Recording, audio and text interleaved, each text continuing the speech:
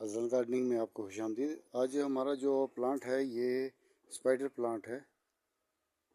Spider plant से आज हमारी वीडियो जो है रिलेटेड हो रही है। और इसके बाद स्पाइडर प्लांट जो है इसके बारे में मैं आपको पहले भी एक बार अपडेट दे चुका हूँ, लेकिन आज मैं इसकी अपडेट आपको देना ज़रूरी समझता हूँ।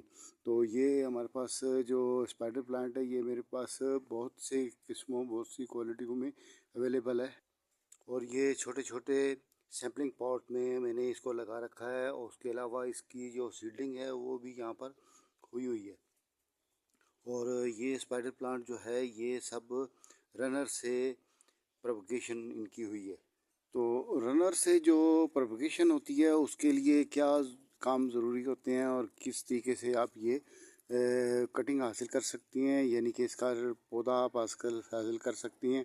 कुछ पौधे ऐसे हैं कि जिनकी आपको कटिंग लगानी होती है और कुछ पौधे ऐसे होते हैं जो रूट्स के ज़रिए प्रोपगेट करते हैं। और कुछ ऐसे पौधे हैं जो अपने बूम निकालते हैं और उन बूम के साथ फ्लावरिंग होती है। और फ्लावरिंग के बाद उसमें बर्ड फ्लावरिंग होती है। बर्ड फ्लावरिंग के बाद फ्लावरिंग होती है और फ्लावरिंग के बाद उसमें छोटे छोटे पब्स जैसे बन जाते हैं। उनके नीचे निचली सतह पर नीचे वाली तरफ से उसमें आप देख रहे हैं ये नन्हे नन्हे रूट्स भी इसमें निकले हुए हैं। और ये ऊपर से जो है ये एक मुकम्मल पौधा है।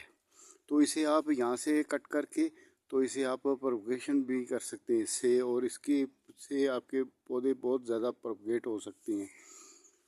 और इसके अलावा इसमें जो है आपको इसको निकाल के मिट्टी से निकाल के जब रिपोर्टिंग कर रहे हैं उसमें भी आप इसके, क्योंकि बहुत सारा गुच्छा नुमा ऐसे बंच नुमा एक गुच्छा नुमा ये अंदर से ये बना हुआ है। तो इसको आप निकालते वक्त जब इसको आप निकालेंगे तो फिर उस टाइम पर आपने इसको ट्रांसप्लांट करने के लिए जब आपने इसको निकालना है तो फिर आपने इसके लिए ऐसा करना है कि वो जो बंच बना हुआ है गुच्छा बना हुआ है तो उसको आप अलग-अलग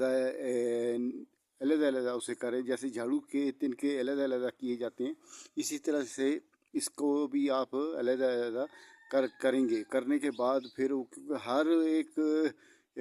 हर एक स्टेम के साथ एक एक रूट्स भी होगी। तो फिर आप उसको इसी तरीके से अलग-अलग उसको प्रोपगेशन के लिए इस्तेमाल कर सकते हैं। और उसको आप 100 पौधे अगर बनाना चाहें तो 100 भी आप बना सकते हैं। और जो मरकज़ वाला है उसको भी आप वहीं इसी तरह से प्रोपगेशन के लिए इस्तेमाल कर सकती हैं। और ये बहुत खूबसूरत दिखने वाला वेरीगेटेड प्लांट है। और ये वेरीगेटेड में इसमें लीव जो हैं इसमें दो तीन तरीक़ों से आते हैं। एक जो लीव है इसमें वेरीगेटेड जो है ये सेंटर से ग्रीन होता है और साइड से वाइट होता है। और ये इस तरीके से वेरीगेटेड होता है। और कुछ ऐसे हैं जिनकी जो किनारी हैं वो हरे हैं और सेंटर से वो वाइट है। तो ये इसमें बहुत सी इसी तरह से बहुत सी इसमें क्वालिटियाँ आ रही हैं और मैं साथ साथ में वो क्वालिटियाँ भी आपको बताता रहूँगा। उसके बाद अगला पौधा जो है ये हमारा ड्राइसिनिया है। ड्राइसिनिया ग्रीन ड्राइसिनिया है ये। और ये हरा कलर में ये ड्राइसिनिया है, ग्रीन है ये। और ये ड्राइसिनिया है और इसकी जो प्रोपगेशन हुई है वो इसकी कटिंग के साथ हुई है। कटिंग का आसान तरीका है जो इसकी, अगर आपसे कोई ड्रेसिनिया का गमला हवा से गिर के टूट जाता है या कोई ऐसा मसला हो जाता है तो उसमें आप उस सूरत में आप इसकी ये जो स्टेम है इस स्टेम के जैसे गंडेरियाँ कटिंग गन्ने की गंडेरियों की कटिंग बनाती हैं तो उसी तरीके से आप इसकी गांठें बना लेंगे। और उसके बाद गंडेरियों में तो ऐसा होता है कि उसका छिलका उतार दिया जाता है, लेकिन इसकी आपने छिलका नहीं उतारना है। सेम जैसे कि गन्ना लगाने के लिए तरतीब है वही तरतीब है। वो तो बड़े बड़े पीसों में लगता है, लेकिन ये बिल्कुल आप हर एक लीव के साथ जो उसकी नोट्स होती है तो वो उसको साथ तरह इस्तेमाल करके आपने उसको इसी तरह से ज़मीन में ग्राउंड कर लेना है। और उसके बाद ये आपका पौधा वहाँ जगह जगह से जैसे ही फरवरी या मार्च शुरू होगा तो साथ साथ आपके पौधे जो हैं वो प्रोपगेशन उनकी शुरू हो जाएगी। इसके बाद अगला पौधा हमारा आता है बेबी सनरोज़। बेबी सनरोज़ जो है ये मेरे पास काफ़ी ज़्यादा मकदार में मेरे पास था। जैसे कि ये बड़ा पॉट आप देख रहे हैं इस तरह के पॉट में लगा हुआ था। और ये सेंटर में स्टिक 3-4 इस्तेमाल करने के बाद फिर मैंने उनको ऊपर की तरफ भी मैंने उनको हैंग किया हुआ था। और कुछ बल्कि आधा ऊपर की तरफ गया हुआ था और आधा गमले से नीचे की तरफ झूल रही थी, ज़मीन तक पहुंची हुई थी डालियाँ इसकी।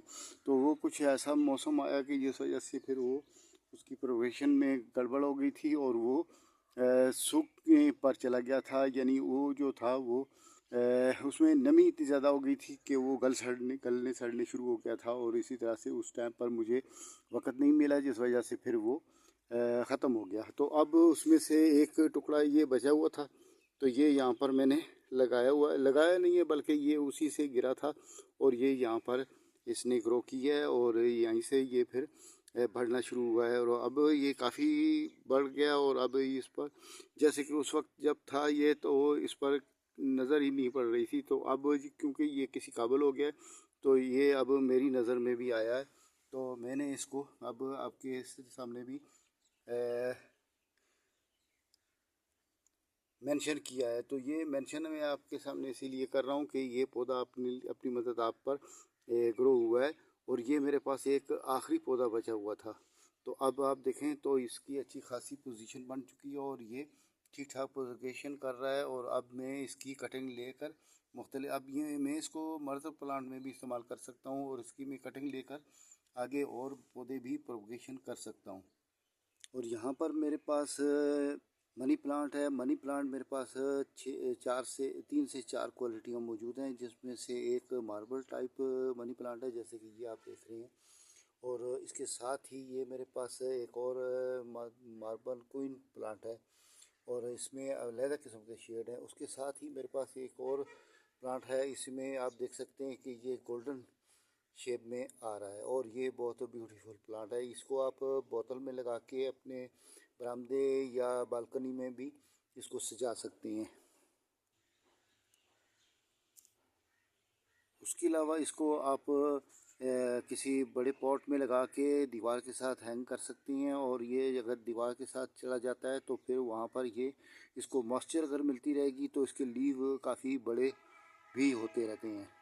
और ये मैंने जितने प्लांट लगा रखे हैं ये मनी प्लांट हैं और ये मेरे पास सादा जो है वो बहुत ज़्यादा मिक़दार में लगा हुआ है। और ये जो मेरे पास ये वेरीगेटेड में जो है, ये वेरीगेटेड में क्योंकि 3 से 4 क्वालिटियाँ हैं, तो ये मैंने आपको बारी बारी सारी क्वालिटियाँ बताई हैं। ये जैसे ये है, ये मार्बल शेप में है और ये मार्बल ऑफ क्वीन है। और ये जितने भी पॉट मेरे पास में पॉट में ये लगे हुए हैं, ये सब के सब जितने भी हैं ये सब मैंने कटिंग से ग्रो किए हैं। और ये कटिंग 1.5 लीफ का कटिंग होती है, जैसे कि एक ये कॉम्पल हो गई, एक ये कॉम्पल हो गई और एक इसके साथ ये लीव हो गया। और यहाँ से मैं इसकी कटिंग लेता हूँ। तो ये इसी तरीके से ये जितने भी प्लांट मेरे पास आपको नज़र आ रहे हैं ये सारे कटिंग से रिलेटेड हैं। और उसके अलावा ये मैंने जब सैम्पलिंग पॉट में लगाए थे तो उसके बाद फिर मैंने जब ये यहाँ पर थोड़े से ग्रो कर चुके थे तो फिर मैंने इनको यहाँ से सैम्पलिंग पॉट से ट्रांसप्लांट किया था और ये बड़े पॉट में मैंने इनको लगा दिया है। अब ये इंशाल्लाह अब तो 11वां महीना चल रहा है, शुरू हो गया और ये जनवरी फरवरी से फिर मैं इनको इससे भी बड़े पॉट में ट्रांसप्लांट कर लूँगा, जब ये 1 से 1.5 फुट या 2 फुट तक इसकी स्टेम लंबी हो जाएगी। उसके बाद ये मेरे पास एक एलिफेंट्रा प्लांट है। ये एलिफेंट्रा प्लांट जो है ये भी मैंने कटिंग से ग्रो किया है और ये इसकी नीचे ये जो है इसकी ये कटिंग है और इससे इसने खुद ये प्रोपगेशन इसकी की हुई है। ये कटिंग जो है ये मैं आपको बताता हूँ, ये कटिंग का डिज़ाइन और ये ग्रो बैग में लगा हुआ है। तो ये इसकी कटिंग है, ये कटिंग आप देख सकते हैं, ये एलिफेंट्रा प्लांट की कटिंग है और ये कटिंग आप इसी तरीके से ग्रो भी कर सकते हैं। जितनी भी आप देख रहे हैं ये रूट्स इसमें निकली हुई हैं और छोटे छोटे इसमें से बिल्कुल बारीक बारीक नन्हे नन्हे इसमें से पॉप्स भी निकले हुए हैं, जो अलग-अलग पौधे बन जाएंगे और ये पूरा एक पौधों का एक झुंड होगा, ग्रुप होगा। ये काफ़ी ज़्यादा इसमें पौधे बनेंगे जो साथ साथ उन रूट्स का सहारा लेकर अपनी अपनी रूट का सहारा लेकर तो फिर वो अपनी मदद आप पर चलने शुरू हो जाएंगे। तो फिर तब तक ये जो इसकी गांठ है, ये जो इसका जो कटिंग है, ये गल सड़ जाएगी और फिर हम उन पौधों को अलग अलग ट्रांसप्लांट कर सकेंगे। उसके बाद ये हमारे पास ये एक कलांचियो प्लांट है। कलांचियो प्लांट जो है ये हमने यहाँ पर इसकी कटिंग लगाई थी और ये काफ़ी ज़्यादा बोन साइज बन चुका है। और इसकी जो कटिंग है ये ग्रो बैग यानी एक आटे के गट्ठू में इसकी कटिंग लगी हुई है। और ये आटे का जो गट्ठू है, ये जो इसकी जो बुनियाद है वो ख़त्म हो गई है सर्दियों में, गर्मियों में। तो ये पौधा उस टाइम पर ग्रो करता रहा है और इसकी बुनियाद जो है ये गट्ठू की, इस थैले की या इस शापिंग, इस ग्रो बैग की गारंटी जो है वो ख़त्म होने के करीब है। अब ये गल सड़ गया है बाहर की तरफ से। तो अब ये कलांचो प्लांट जो है इसको मैं यहाँ से फ्लावरिंग आने तक, इसमें ब्लूम जब करेगा तो उससे पहले पहले मैं इसको यहाँ से ट्रांसप्लांट कर लूँगा, क्योंकि ये अब शापर इस काबिल नहीं है कि इसमें ये और ज़्यादा तरीके ग्रो कर सके। तो फिर इसलिए फिर मैं इसको अलहदा ट्रांसप्लांट कर लूँगा। ट्रांसप्लांट में मेरे पास ये पौधे जो हैं, ये कलांचो प्लांट है, ये मदर प्लांट है। इससे मैंने बहुत ज़्यादा कटिंग भी ली है इस साल, और वो कटिंग जो है वो मेरे पास हर जगह पर मौजूद है। उसके बाद ये जो है अलहदा मैंने क्योंकि कटिंग लगा रखी है, तो ये देखें आप, ये सैम्पलिंग पॉट पे या 4 इंच के पॉट में मैंने ये कटिंग उसकी लगाई है। वहीं से मदर प्लांट लिए थे, मदर प्लांट से ही मैंने ये कटिंग ली थी। तो ये मैंने अलग अलग लगा दिए हैं। और अभी यहाँ पर देखें, ये भी मेरे पास एक पॉट्स है, ये 5.5 इंच वाला पॉट है। तो इसमें भी मैंने इसकी कटिंग लगाई थी। तो ये दोनों कटिंग जो हैं ये काफ़ी अच्छी बोन साइज़ बन रही हैं। एक तो बोन साइज़ ये फुल बन चुकी है और ये भी बोन साइज़ बनने वाली है। उसके बाद ये हमारे पास एक प्लांट है रूट बाकिया। ये रूट बाकिया जो है ये अब ब्लूमिंग के पोजीशन में पहुंच चुका है। अभी इसमें छोटे छोटे नन्हे नन्हे बड फ्लावर भी आने शुरू हो गए हैं। और कुछ पौधे इनमें ऐसे भी हैं जिनमें फ्लावर और बड फ्लावर दोनों चल रहे हैं।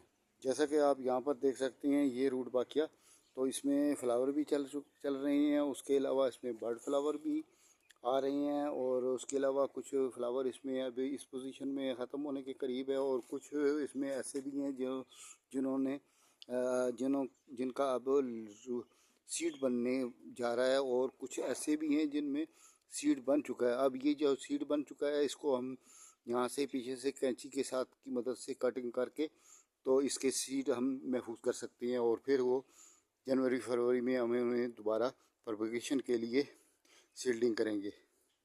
उसके बाद एक रूट बाकिया मेरे पास ये और भी है। इसका भी बिल्कुल सेम वही पोजीशन है जो पोजीशन मैंने अभी आपको एक और रूट बाकिया की बताई है। तो इसमें भी वही बिल्कुल सेम वही पोजीशन है। और ये भी अच्छी तरीके से ब्लूमिंग कर रहा है और प्रोपगेशन भी इसकी ठीक है। और ये बोन साइज भी बना हुआ है।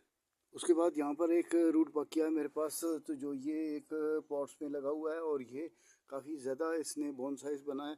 और इसमें अब आप देख सकते हैं कि इसमें काफ़ी ज़्यादा इसमें बड फ्लावर आ रहे हैं। बड फ्लावर के साथ कुछ बड़े फ्लावर, बड फ्लावर थोड़े और बड़े हो चुके हैं। और इसमें फ्लावर भी आ चुके हैं, जो अब ये फ्लावर जो है ये ख़त्म होने के करीब है।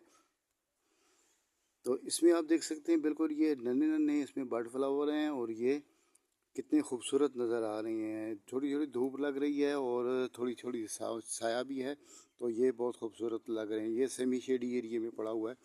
और यहाँ पर आप देखें थोड़े बर्ड फ्लावर इसके थोड़े बड़े भी हो चुके हैं। और ये देखें आप, यहाँ पर बर्ड फ्लावर थोड़ा बड़ा हो चुका है। और ये जो है ये भी थोड़ा बड़ा हो चुका है। और छोटे नन्हे मुन्ने भी मैंने आपको बताए हैं बर्ड फ्लावर। और ये फ्लावर थोड़ा सा बड़ा हो चुका है। इन फ्लावर से, बर्ड फ्लावर से थोड़ा ये फ्लावर छोटा है। उसके साथ ही इसमें थोड़ा बड़ा भी हो चुका है, ये भी देख सकते हैं आप। और ये फुल साइज़ में ये ब्लूम हो चुका है और अब इसमें सीड बनने के लिए ये जा रहा है। उसके बाद यहाँ पर मेरे पास ये सदाबहार प्लांट है और इसको विनका प्लांट भी कहते हैं। ये दो रंगों में, 3 रंगों में मेरे पास अवेलेबल है। मेरे पास वाइट है और पिंक कलर में भी है। और उसके बाद रेड कलर जो है वो भी है, लेकिन वो जो है वो हाई डेंसी है और वो हाइब्रिड सीड है। तो वो कटिंग जो है वो अलग है, उसमें अभी फ्लावरिंग भी नहीं आई है। तो इनमें से कुछ पौधे ऐसे भी हैं मेरे पास जिनमें अब फ्लावरिंग भी आ चुकी है, वो ब्लूम भी कर रहा है। तो यहाँ पर इसने ब्लूम भी करना शुरू कर दिया है और इसमें बहुत प्यारे प्यारे फूल आ रहे हैं, बहुत ही खूबसूरत फूल हैं। और ये सदाबहार प्लांट है होने की वजह से ये पूरा साल ये इसी तरह से खिलता रहता है। और उसमें ये नन्हे नन्हे बर्ड फ्लावर भी आए हुए हैं, और बर्ड फ्लावर में बिग साइज बड़ा साइज भी है, और उसके अलावा इसमें ये फूल भी बने हुए